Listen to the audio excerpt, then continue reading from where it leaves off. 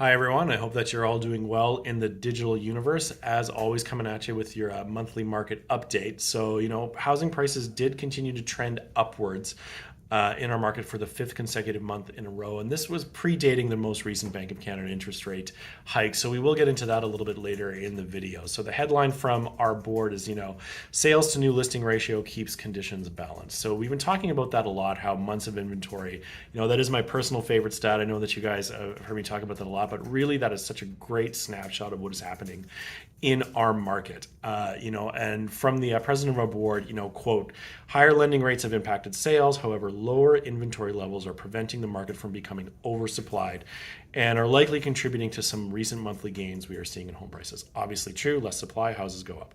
While prices remain below last year's peak, the recent gains have helped support more confidence amongst buyers and sellers. So, people like to see that interest rate hold for those 5 months and, giving people confidence to transact. They can make financial decisions based on something that is long and steady and stable. And continuing onward, so the unadjusted benchmark price, and you're going to see a switch from this in the media as well, talking about benchmark price versus average price. And all that means is, that's the sale price predicted in a certain area for a general property. And the housing price index, or HPI, determines the benchmark price. And that is given based on criteria that is commonly found in other properties in the same area. So you're going to start to see a move away from average sales price more towards benchmark, because average sales price can be skewed. If there's only two sales in an area and one is $1 million sale, custom built home, and another one is $350,000 teardown, then it's obviously going to have it's going to be difficult to predict pricing. So you're going to see a move in the media and in these videos as well towards more of discussions around benchmark price. So taking a look at that months of inventory, we talked about this before. When we were kind of in the slow time in Q4 last year, October to December, we were up over 3 months of inventory, peaking at 3.5. And this is for Hamilton specifically. December 2022, we had 3.5 months of inventory. As soon as we got up there, folks started coming out. They started to see prices coming down. That dropped to 2.7 months of inventory in January, 2.2 in February, down to 1.6 in March of 2023. Now, that is when things started picking up. We started to see multiple offers again. There's kind of like a consensus among agents right now that the joke is every house in Hamilton is listed at $599 to $699, holding offers a week later. But there is some truth to that. Down to 1.5 in April and 1.5 in May as well. So we're still under 2 months of inventory in Hamilton. So that means if no other homes were listed, all inventory would be sold out of 1.5 months. So what has happened in the meantime, we're seeing this heating up in the housing market. And, we did see another interest rate increase from the Bank of Canada. So, it's really kind of funny to watch the blame hot potato go around from the feds with their budget, with printing more inflationary spending, passing the buck to the Bank of Canada, saying, we got to look at corporate greed, so we'll raise interest rates and make people pay more money. It's quite funny, but I don't think it'll have a huge impact to the market because we are still well undersupplied. Now, typically the cycle goes like this. There's some kind of government housing market heats up. There's a lot of busy more. Prices are going up too fast. There's some kind of government intervention, whether it's like the stress test, whether it's lending criteria, whether it's interest rates, and there's a brief pause in prices. Prices start to come down. I call them sort of like the sideline buyers. There's 30% of people who are always kind of waiting for the market to drop, or I want to see what rates do, that kind of thing. So they're not super confident, very cautious and very diligent. And typically those buyers come out when there's a relative period of stability. They gobble up all the excess inventory, which has happened. The numbers are showing that December and January was the best time to buy a home in recent memory. You can get fantastic deals out there. People who bought in December and January likely have already made money on their purchase. And then months of inventory drop, things start moving a little too fast, and then there's intervention again. So this cycle will continue to repeat itself until, the fundamentals are addressed.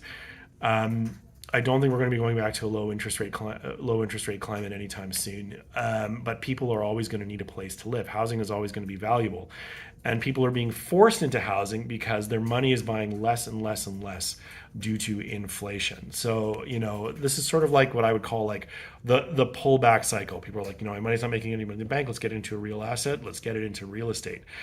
Now, the other story that's not getting talked about too much is sort of this impending mortgage renewal.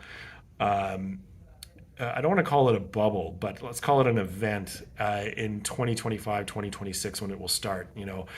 Sort of peak of the market, like when things were very, very frothy, let's say January 1st, 2021 to June 2022. So those 18 months, prices are going up. Every house on the street was setting a new record. People were taking on big mortgages, 5-year fixed rates, at under 3%, let's call it, just to have an average. Affordable. Typically, people were buying and selling. They had significant down payments, but big mortgages, anywhere between say $750 to $900,000 mortgages, let's say. So at a relatively low interest rate. Now, those mortgages are going to come up for renewal in 2025, 2026 at rates that we don't know. And it will be difficult to qualify at a different financial institution with the stress test. I mean, even if rates held now, people will need to qualify at 8.5% and have a mortgage in the 6.5, high 6 range if they wanted to take a 5-year fix. Now, interestingly enough, people that were variable at that time are choosing to lock in now. We're seeing tons of people do this, lock their variables in to 3-year fixed. So, which are also going to come due in 2026. So there's this big double cohort of mortgage renewals that are coming due in 2026 of huge mortgages. How is this going to be addressed? I don't know. Now, the other thing too is, like, we also had the introduction of many new taxes. With the carbon tax, energy costs go up. Everybody knows that energy drives everything.